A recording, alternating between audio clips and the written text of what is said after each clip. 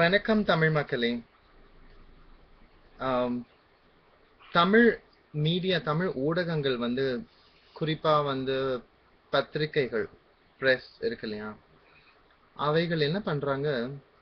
அன்றாடம் வந்துட்டு அவங்க வெளியிடக்கூடிய செய்திகள்ல வந்து பாலியல் ரீதியான சம்பந்தப்பட்ட செய்திகளை வெளியிடும் போது ஆம், ரொம்ப கேவலமா, ரொம்ப கொச்சையா சில விஷயங்களை அவங்க வந்து எழுதுறாங்க, வெளியிடுறாங்க. ஒரு எக்ஸாம்பிளுக்கு சொல்ல போனா, ஒரு கள்ளக்காதல் அப்படிங்கிற ஒரு விஷயம் வருதுன்னு வச்சுக்கோங்களேன். ஒரு பெண் இருக்கா, தன்னோட கணவனோட இல்லாம வேற ஒருத்தனோட உடலுறவு கொள்றான். ஆம், அந்த மாதிரி விஷயங்கள் வரும்போது இந்த ஊடகங்கள் வந்து மாபெரும் கொலை செஞ்ச மாதிரி, மாபெரும் ஊழல் செய்த பாலிட்டிஷியன்ஸ் எல்லாம் கூட விட்டுட்டு, இது மாதிரி சாதாரண பொதுமக்கள் இந்த மாதிரி காதல்ல ஈடுபடும் போது, அதுவும் ஆண்கள் வந்து கள்ளக்காதல் ஈடுபட்டாங்கன்னா கூட அது வந்து அவ்வளவு பெரிய கேவலமா எழுத மாட்டான். ஆனா ஒரு பெண் வந்து கள்ளக்காதல்ல ஈடுபடுறாங்க அப்படின்ற மாதிரி ஒரு விஷயத்த ரொம்ப கொச்சையா கேவலமா எழுதுவான். அதை வெளியிட்டாக்கா இவங்க இந்த வெப்சைட்ஸ்ல வந்து உங்களுக்கு கமெண்ட்ஸ் வரும் இல்லையா? அந்த கமெண்ட்ஸ்ல போடக்கூடிய தமிழ் ஆம்பளைங்க, உலகெங்கிலும் இருக்கிற தமிழ் ஆம்பளைங்க அதை படிச்சுட்டு எழுதும்போது, நாடு எங்கேயோ போகுது, நாடு வந்து இங்கிருந்து அங்க போகுது, நாடு கேவலமாயிடுச்சு, ஊன்னு பயங்கர ஒரு நல்ல வேஷம் போட்டு அவங்க எல்லாம் எழுதுறாங்க. இதை நான் ரொம்ப ரொம்ப வன்மையா கண்டிக்கிறேன். திருமணம்ங்கிறதே ரொம்ப கேவலமான ஒரு விஷயம். திருமணம்ங்கிறது ஒரு இயற்கையான விஷயமே கிடையாது.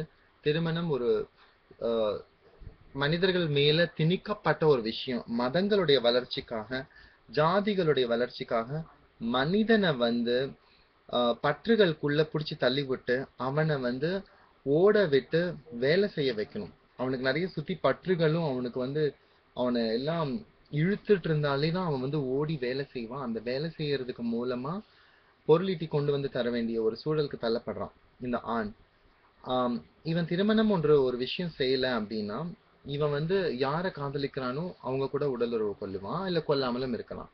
அவன் யாரை வேணா காதலிக்கலாம், யாரு கூட வேணா உடலுறவு கொள்ளலாம். இதே நிலைதான் பெண்ணுக்கும். ஒரு பெண்ணும் யாரை வேணா காதலிக்கலாம், யாரை வேணா உடலுறவு கொள்ளலாம். அதை வந்து அவ தான் நிர்ணயிக்கணும். பட் திருமணம் ஒரு கேவலமான ஒரு விஷயத்த இந்த மதங்கள் வந்து மனிதன் மேல ஏன் திணிச்சிருக்கு அப்படின்னு பாத்தீங்கன்னா, திருமணம் அப்படிங்கிற ஒரு அமைப்பு இல்லைன்னா மதங்கள் அப்படிங்கிற ஒரு அமைப்பே இருக்க வாய்ப்பே இல்லை. மதங்களே இருக்காது. திருமண முறை, குடும்ப முறை இருந்தாதான் மதங்கள் இருக்க முடியும், மதங்கள் வாழ முடியும், வளர முடியும். அது அது ஒரு பக்கம் இருக்க, எல்லா ஆண்களும் சரி, ஓகேங்களா, எவனுமே இதுக்கு விலக்கே கிடையாது. எவனுமே திருமணம் வரைக்கும் காத்திருக்கவே வாய்ப்பு இல்லை, இருக்க மாட்டாங்க. அட்லீஸ்ட் மனதளவிலையாவது அவன் வந்து பல பெண்களை நினைத்து அவன் வந்து சுய இன்பம் கொள்றான். இதுவே வந்து ஒரு உடலுறவுக்கு சமமான ஒரு விஷயம் தான். ஒரு பெண்ணை தொட்டுதான் அவன் உடலுறவு கொள்ளணும்னு அவசியம் இல்லை. அவன் வந்து கண்ணால பார்க்கும் பொழுதும், அவளுடைய குரல் கேட்கும் பொழுதும், அவளுடைய ஸ்பரிச பஸ்ல போகும்போது அங்கங்க ஸ்பரிசம் ஏற்படுது. இந்த மாதிரி விஷயங்கள்லயே வந்து ஆண்கள் வந்து மனதளவுல அந்த பெண்ணோட ஒரு உடலுறவை கொள்றாங்க. இது வந்து ரொம்ப சர்வ சாதாரணமா எல்லாரும் நிகழ்த்தக்கூடிய ஒரு விஷயம். 12, 13 வயசுல ஒரு ஆண் வந்து முதல் முறையா அந்த பையன் வந்து ஒரு ஆணா மாறும் பொழுது இதை செய்யறான். அவன் வந்து அவனுடைய வாழ்நாள்ல எத்தனை பெண்களை நினைத்து அவன் வந்து சுய இன்பம் அவன் அடைஞ்சிருப்பான் அப்படிங்கறத நீங்க யோசிங்க. எவனுமே ஒரே ஒருத்தி கூட இருக்கிறதுக்கு பிறக்கல. அது அவனுடைய இயற்கையும் கிடையவே கிடையாது. அப்ப பெண்களை மட்டும் ஏன் வந்து இவங்க ரொம்ப வந்து கண்ணு கண்ணுல விளக்கண்ணியை விட்டுட்டு உத்து பாக்குறாங்க? பெண்ணுடைய கற்பு, அவளுடைய என்ன சொல்றது, புருஷனோட மட்டும் அவன் இருக்கான்லாம் அப்படிங்கிற ஒரு விஷயம். இதுல நான் ஊடகங்களை குறிப்பா நான் என்ன சொல்ல விரும்புறேன்னா, இந்த மதத்தின் அமைப்புகள், மத அமைப்புகள் மனிதனை அடிமைப்படுத்துறதுக்காக கண்டுபிடித்த கருவிகளான இந்த திருமணங்களை இந்த ஊடகங்கள் வந்து மதங்களுக்கு வேலை செய்பவர்களா இவங்க.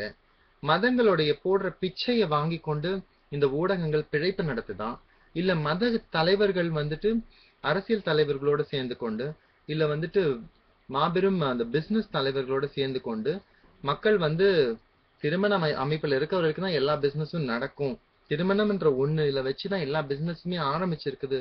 திருமணத்தோட ஹிஸ்டரி நீங்க தோண்டி பாத்தீங்கன்னா தெரியும்.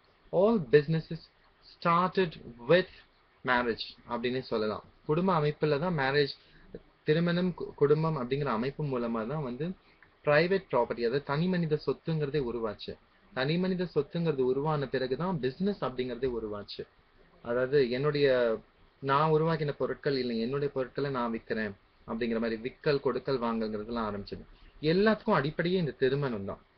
தனி மனித சொத்துக்கும் திருமணத்துக்கும் அவ்வளோ ஒரு பின்னி பிணைந்த ஒரு இணைப்பு இருக்கு. பட் இந்த ஊடகங்கள் வந்து இந்த மதங்களோடயே சேர்ந்து கொண்டு, இந்த அரசியல்வாதிகள் கூட சேர்ந்து கொண்டு, அண்ட் இந்த கம்பெனிகள், இந்த எல்லாத்தையும் பெருமளவு இருக்கக்கூடிய கம்பெனிகள், இவங்களோட சேர்ந்து கொண்டு பிழைப்பு நடத்தி கொண்டிருக்கிறாங்க. அதுக்காக வந்து மக்களை வந்து திருமண அமைப்புல வந்து ரொம்ப திணிக்கிறாங்க. திருமண அமைப்புல சில பேர் இல்லப்பா, பெரும்பாலானோர் வந்துட்டு வெளிய உறவுகள் அவங்க மனசளவுல ஏற்படுது.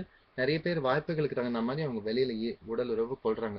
இது ரொம்ப கேவலமா, கொச்சையா, குறிப்பா தமிழ் பத்திரிகைகள் எழுதுறத நான் ரொம்ப ரொம்ப வன்மையா கண்டிக்கிறேன். அதற்காக தான் இந்த ஒரு பதிவை நான் வந்து செய்யறதுக்கு நான் முற்பட்டேன். மிக்க நன்றி.